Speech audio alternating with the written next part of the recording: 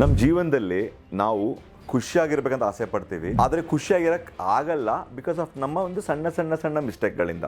ತುಂಬಾ ಜಿಪುಣರಾಗಿದ್ರು ನಾವು ಖಂಡಿತವಾಗ್ಲೂ ನಾವು ಖುಷಿಯಾಗಿರಕ್ಕಾಗಲ್ಲ. ಬಟ್ ಹೇಗೆ ಬ್ಯಾಲೆನ್ಸ್ ಮಾಡೋದು, ಅದಕ್ಕೊಂದು ಒಂದು ಸೂತ್ರ ಕೊಡ್ತೀನಿ, 5-6 ಸೂತ್ರ ಕೊಡ್ತೀನಿ ನಿಮಗೆ, ತಿಳ್ಕೊಳ್ಳಿ. ಇಟ್ಸ್ ವೆರಿ ಸಿಂಪಲ್, ಓಕೆನಾ?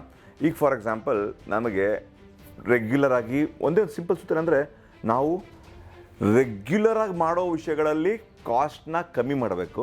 ಬಟ್ ಯಾವತ್ತೂ ಒಂದು ಮಾಡೋ ಇದರಲ್ಲಿ ಬಿಂದಾಸ್ ಆಗಿರೋಣ, ಆದಷ್ಟು ಬಿಂದಾಸ್ ಆಗಿರೋಣ ಅಂತ. ಇದರ ಅರ್ಥ ಏನದು? ಫಾರ್ ಎಕ್ಸಾಂಪಲ್ಸ್ ಕೊಡ್ತೀನಿ. ಒಂದು, ನೀವು ಸ್ವಿಗ್ಗಿ ಅಥವಾ ಝೊಮ್ಯಾಟೊ ಅಥವಾ ಇದರ ಒಂದು ಆನ್ಲೈನ್ ಫುಡ್ ಡೆಲಿವರಿ ಆ್ಯಪಲ್ಲಿ ನಾವು ರೆಗ್ಯುಲರ್ ಆಗಿ ಆರ್ಡರ್ ಮಾಡ್ಕೊಳ್ಳೋದು. ಸೊ ಇದರಲ್ಲಿ ರೆಗ್ಯುಲರ್ ಆಗಿ ಆರ್ಡರ್ ಮಾಡ್ತಾ ಇದ್ರೆ ನಮಗೆ 1-4 ಖರ್ಚು. ನೀವು ಅಬ್ಸರ್ವ್ ಮಾಡಿದ್ದೆ, ಅದೇ ಹೋಟ್ಲಿಂದ ಹೋಗ್ಬಿಟ್ಟು ನಾನು ಒಂದು ಸೆಟ್ ದೋಸೆ ತೊಗೊಂಬಂದ್ರೆ ಅಥವಾ 4 ಜನಕ್ಕೆ ಏನಾದ್ರು ಹೋಟ್ಲ್ ಊಟ ತೊಗೊಂಬಂದ್ರೆ, ಅದೇ ಹೋಟ್ಲಿಂದ ಮನೆಗೆ ತರಿಸ್ಕೊಂಡ್ರೆ 1-2 ಚಾರ್ಜಸ್ ಮಾಡ್ತಾರೆ. 1-2 ನಿಮ್ಗೆ ನೋಡೋಕ್ಕೆ ಆಫರ್ ಗೀಫರ್ ಎಲ್ಲ ಕೊಡ್ಬೋದು, ಬಟ್ ಆದರೆ 1-2 ಖರ್ಚಾಗಿರುತ್ತೆ.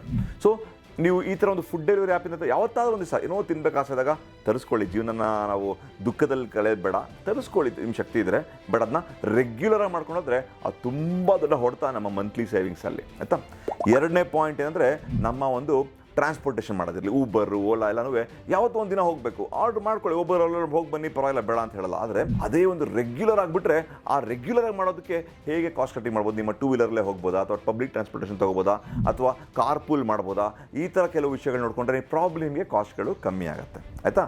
ಸೊ ದುಃಖ ಪಡಬೇಡಿ, ಹೋಗಿ ಬನ್ನಿ, ಆದರೆ ಕಾಸ್ಟ್ನ ಕಮ್ಮಿ, ರೆಗ್ಯುಲರ್ ಮಾಡೋದನ್ನ ಕಮ್ಮಿ ಮಾಡಬೇಕು, ಯಾವುದೋ ಒಂದು ದಿವಸ ಮಾಡೋದ್ರಲ್ಲಿ ಮಜಾ ಮಾಡಬೇಕು, ಓಕೆನಾ? ಸೊ ಮೂರನೇ ಪಾಯಿಂಟ್ ಏನು?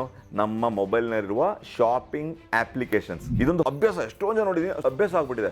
ಅವ್ರು ದುಃಖ ಆದಾಗ, ಏನು ಮಾಡೋಕ್ಕೆ ಗೊತ್ತಾಗದೇ ಇರಬೇಕಾದ್ರೆ ಅಥವಾ ಮೂಡ್ ಆಫ್ ಆಗಿರ್ಬೇಕಾದ್ರೆ ಫಸ್ಟ್ ಶಾಪಿಂಗ್ ಆಪ್ ತೆಗೆದು ಏನೇನಿದೆ, ಸೇಲಲ್ಲಿ ಏನೇನಿದೆ, ಸೇಲ್ಸಲ್ಲಿ ಏನಿದೆ ನೋಡ್ತೀವಿ. ಇದು ಯಾವತ್ತೋ ಒಂದಿನ ಏನೋ ಒಂದು ತೊಗೊಳ್ಳಿ, ಆದರೆ ರೆಗ್ಯುಲರ್ ಆಗಿ ನೀವು ಶಾಪಿಂಗ್ ಆ್ಯಪ್ಸ್ಗಳಲ್ಲಿ ನೀವು ಹುಚ್ಚರಾದರೆ ನಿಮ್ಮ ಒಂದು ಮಂತ್ಲಿ ಫೈನಾನ್ಸ್ಗೆ ತುಂಬ ದೊಡ್ಡ ಒಂದು ಹೊಡೆತ ಖಂಡಿತ ಬಿಡುತ್ತೆ. ಬರೀ ಈ ಶಾಪಿಂಗ್ ಆ್ಯಪ್ ಮಾತ್ರ ಅಲ್ಲ, ನೀವೆಲ್ಲೇ ಒಂದು ಸೇಲ್ ಅಂತ ಬೋರ್ಡ್ ನೋಡ್ಕೊಂಡ್ರೆ ಒಂದು ಉತ್ಸಾಹ ಇದೆ. ಜನ ನೋಡಿ, ಎಷ್ಟೊಂದು ಜನಕ್ಕೆ ಆ ಸೇಲ್ಸ್ ಅಂದ ತಕ್ಷಣ ಒಳಗೆ ಹೋಗ್ಬಿಟ್ಟು, ನೋಡಿ ಕಮ್ಮಿ ಸಿಗ್ತದೆ ತೊಗೊಂಬೋಣ, ಫೋಮೋ, ಅಯ್ಯೋ ಮಿಸ್ ಆಗುತ್ತಲ್ಲ ಈ ಸೇಲ್ಸ್ ಅನ್ನೋಕ್ಕೋಸ್ಕರ ಜನಗಳು ಅದನ್ನ ಹೋಗಿ ತೊಗೊಂಡು ಬರ್ತಾ ಇದ್ದಾರೆ. ಇದೊಂದು ಬ್ಯಾಡ್ ಹ್ಯಾಬಿಟ್. ಆ ಬ್ಯಾಡ್ ಹ್ಯಾಬಿಟ್ನ ನಾವು ಕಿತ್ತಾಕಬೇಕು, ಆಯಿತಾ? ನೆಕ್ಸ್ಟ್ ಪಾಯಿಂಟ್ ಏನು? ನಾನು ಆದಷ್ಟು ಮನೆ ಊಟ ಮಾಡ್ಕೋಬೇಕು. ಮನೆ ಊಟ ಮಾಡ್ಕೊಂಡ್ರೆ ನಿಮಗೆ ಖರ್ಚು ಇರೋದೇ ಇಲ್ಲ ನಿಮಗೆ, ಆಯಿತಾ? ಮನೆ ಊಟ ರೆಗ್ಯುಲರ್ ಊಟ ಮಾಡೋದು ಮನೆ ಊಟ ಆಗಿರಬೇಕು. ಹೋಟೆಲ್ ಹೋಗೋದು ವೀಕೆಂಡ್ ಅಂತ ಹೇಳ್ತಾರೆ, ವೀಕೆಂಡಲ್ಲಿ ಏನು ಮಾಡಲಿ, ಶನಿವಾರ ಭಾನುವಾರ ಏನು ಮಾಡಲಿ ಅಂತ ಯೋಚನೆ ಮಾಡ್ತಿರ್ತಾರೆ ಜನ. ಇದೊಂದು ಅಭ್ಯಾಸ ಬೆಂಗಳೂರು ದೊಡ್ಡ ದೊಡ್ಡ ಮಹಾನಗರಗಳಲ್ಲಿ ಒಂದು ದೊಡ್ಡ ಅಭ್ಯಾಸವಾಗಿದೆ. ಸೊ ಈ ವೀಕೆಂಡ್ ಅನ್ನೋ ಕಾನ್ಸೆಪ್ಟ್ನ ಕಿತ್ತಾಕ್ಬಿಡಿ, ಆಯಿತಾ? ಪ್ರತಿ ವೀಕೆಂಡ್ ಹೊರಗೆ ಹೋಗ್ಬೇಕಂತ ರೂಲ್ಸ್ ಇಲ್ಲ. ಹೋಗ್ಬೇಕಾ ಪಾರ್ಕ್ ಹೋಗಿ ಸುತ್ತಾಡ್ಕೊಂಬನ್ನಿ, ನಿಮ್ಮ ಮಕ್ಳನ್ನ ಕರ್ಕೊಂಡೋಗಿ. ಜನಕ್ಕೆ ಏನಂದರೆ ಸೋಂಬೇರಿತನ, ಪಾರ್ಕಲ್ಲಿ ಹೋಗಿ ಏನು ಮಾಡೋದು, ಒಂದು ವಾಕ್. ರೆಗ್ಯುಲರ್ ಆಗಿ ಪಾಲಿಟಿಕ್ಸ್ ಬಗ್ಗೆ ಮಾತಾಡಿ, ನಿಮ್ಮ ಫ್ರೆಂಡ್ಸ್ಗಳ ಬಗ್ಗೆ ಮಾತಾಡಿ, ರಿಲೇಟಿವ್ಸ್ ಬಗ್ಗೆ ಮಾತಾಡಿ. ಅದು ಬಿಚ್ಚಿಂಗ್ ಅಂತ ಹೇಳ್ತಾರಲ್ಲ, ಅಂದರೆ ಸುಮ್ಮನೆ ಯಾರ ಬಗ್ಗೆ ಮಾತಾಡ್ಕೊಳ್ಳಿ. ಇದರಲ್ಲಿ ಏನೂ ಖರ್ಚಿಲ್ಲ ಅವ್ರ ಬಗ್ಗೆ ಮಾತಾಡ್ಕೊಳ್ಳೋಕ್ಕೆ. ಆರಾಮಾಗಿ ಹೋಗಿ ಎಂಜಾಯ್ ಮಾಡ್ಕೊಂಡು ಎಲ್ಲೋ ಒಂದು ಕಡೆ ಒಂದು ಸನ್ಸೆಟ್ ನೋಡ್ಕೊಂಬನ್ನಿ, ಎಲ್ಲ ಮಾಡ್ಕೊಂಬನ್ನಿ. ಆದರೆ ಈ ಶಾಪಿಂಗ್ ಮಾಲ್ಗಳು ಹೋಗೋದು, ಆ ಮಾಲ್ಗೆ ಹೋದರೆ ನೋಡಿ, ಮಾಲ್ಗೆ ಹೋದರೆ ರೆಸ್ಟೋರೆಂಟ್ಗೆ ಹೋಗಬೇಕು, ಅಲ್ಲಿನ ತಿನ್ನಬೇಕು, ಆಯಿತಾ? ಅಲ್ಲಿ ತಿಂದರೆ ಡಬಲ್ ಖರ್ಚು. ಯಾವತ್ತೋ ಒಂದು ದಿನ ಹೋಗಿ ಬನ್ನಿ, ನೋ ಪ್ರಾಬ್ಲಮ್. ಆದರೆ ರೆಗ್ಯುಲರ್ ಆಗಿ ನಿಮ್ಮ ವೀಕೆಂಡ್ ಪ್ಲಾನೇ ಮಾಲ್ಗೆ ಹೋಗೋದು, ವೀಕೆಂಡ್ ಪ್ಲಾನೇ ನೀವು ಈ ಥರ ಮಾಡೋದಂತಿದ್ರೆ ಅದ್ರಲ್ಲಿ ತುಂಬ ದೊಡ್ಡ ಖರ್ಚು ಬರುತ್ತೆ. ಅದರಲ್ಲಿ ಸಿಕ್ಕಾಪಟ್ಟೆ ನಾವು ಸೇವಿಂಗ್ಸ್ ಮಾಡಬಹುದು, ಓಕೆನಾ? ಮತ್ತು 5ನೇ ಪಾಯಿಂಟು ನಮ್ಮ ಹಿರಿಯರು ಹೇಳ್ತಾ ಇದ್ರು. ಐರೋಣ ಕರ್ನಾಟಕದಲ್ಲಿ ಈ ಸೌತ್ ಮೈಸೂರು ಮಂಡ್ಯ ಕಡೆ ಹೇಳ್ತಾರೆ, ನಾರ್ತ್ ಕರ್ನಾಟಕ ಹೇಳ್ತಾರೆ ಗೊತ್ತಿಲ್ಲ, ಬಟ್ಟೆಗೆ ಹಾಕಿದ್ಯೋ ಬರ್ದಾದ್ಯೋ ಅಂತ ಹೇಳ್ತಾರೆ. ಒಂದು ಗಾದೆ ಇದೆ, ಏನು ಬಟ್ಟೆ ಹಾಕಿಯೋ ಬರ್ದಾದ್ಯೋ ಅಂತ ಹೇಳಿದ್ರೆ, ನನ್ನ ಅಪಿಯರೆನ್ಸ್ಗೋಸ್ಕರ ನಾನು ಸಿಕ್ಕಾಪಟ್ಟೆ ಖರ್ಚು ಮಾಡ್ಕೋತಾರೆ. ಕೆಲವು ನೋಡಿದ್ದೀನಿ ನಾನು, ಬರೋ ಸಂಬಳದಲ್ಲಿ 25% ಬರೀ ಬಟ್ಟೆಗಳು ತೊಗೊತಾ ಇರ್ತಾರೆ. ಅಥವಾ ಬರೀ ಬಟ್ಟೆ ತೊಗೊಳ್ಳೋದೇ ಹುಚ್ಚು. ಬಟ್ಟೆ ಅಂದರೆ ಬಟ್ಟೆ, ಶೂಸು, ಆಕ್ಸರೀಸು. ನನ್ನೊಂದು ಕಾಲದಲ್ಲಿ ನನ್ನ ಹತ್ರ ಒಂದು 26 ನೈಕಿ ಅಂದರೆ ಬಾಸ್ಕೆಟ್ಬಾಲ್ ಆಡ್ಬೇಕಾದ್ರೆ 26 ಶೂಸ್ಗಳಿತ್ತು ನನ್ನ ಹತ್ರ ಒಂದು ಕಾಲದಲ್ಲಿ. ಈಗ ಆ ಥರ ಹುಚ್ಚಿಲ್ಲ, ಸ್ವಲ್ಪ ಪ್ರಾಬ್ಲಮ್ ಹುಚ್ಚು ಹೋಗಿದೆ. ಬಟ್ ಇದರಲ್ಲಿ ನೀವು ಯಾವ ಥರ ಒಂದು ಒಳ್ಳೆ ಬಟ್ಟೆ ತೊಗೊಳ್ಳಿ, ಏನಾದ್ರು ಓಕೆ. ಬಟ್ ರೆಗ್ಯುಲರ್ ಆಗಿ ಇದನ್ನ ತೊಗೊಳ್ತಾ ಇದ್ರೆ, ನಿಮ್ಗೆ ಇದೇ ಒಂದು ಅಭ್ಯಾಸ ಆಗೋದ್ರೆ ಸಿಕ್ಕಾಪಟ್ಟೆ ದೊಡ್ಡ ಒಂದು ನಿಮ್ಮ ಫೈನಾನ್ಷಿಯಲ್ ಪ್ರಾಬ್ಲಮ್ ಆಗುತ್ತೆ. ಅರ್ಥ ಮಾಡ್ಕೊಳ್ಳಿದ್ರೆ ಸಣ್ಣ ವಿಷಯ ಅನಿಸ್ತಾ ಇರುತ್ತೆ. ಆ ಸಣ್ಣ ವಿಷಯಗಳೇ ನೀವು ಕಟ್ ಮಾಡ್ಕೊಂಬಂದ್ರೆ ನೀವು ದೊಡ್ಡ ಅಮೌಂಟ್ನ ತಿಂಗಳಲ್ಲಿ ನೀವು ಉಳಿಸ್ಬೋದು. ದೊಡ್ಡ ಅಮೌಂಟೇ ನಿಮ್ಮ ಬರೋ ಸಂಬಳ ದೊಡ್ಡ. ಅದಕ್ಕೆ ಹೇಳಿದ್ದು, ಮೊನ್ನೆ ಒಂದು ವಿಡಿಯೋ ಹೇಳಿದ್ದೆ, 1 ಲಕ್ಷ ಸಂಪಾದನೆ, 20,000 ಸಂಪಾದನೆ ಮ್ಯಾಟ್ರ್ ಅಲ್ಲ, ನಿಮ್ಮ ಲೈಫ್ ಸ್ಟೈಲೇ ಮ್ಯಾಟ್ರ್ ಆಗೋದು, ನೀವು ಶ್ರೀಮಂತರಾಗಲಿಕ್ಕೆ ಆಗುತ್ತೋ ಇಲ್ವೋ ಅಂತ. ಹಾಗಾಗಿ ಸಿಂಪಲ್ ಸೂತ್ರ, ಒಂದು ಸರಿ ಮಾಡೋಕ್ಕೆ ಖರ್ಚು ಮಾಡಿ, ಪರವಾಗಿಲ್ಲ.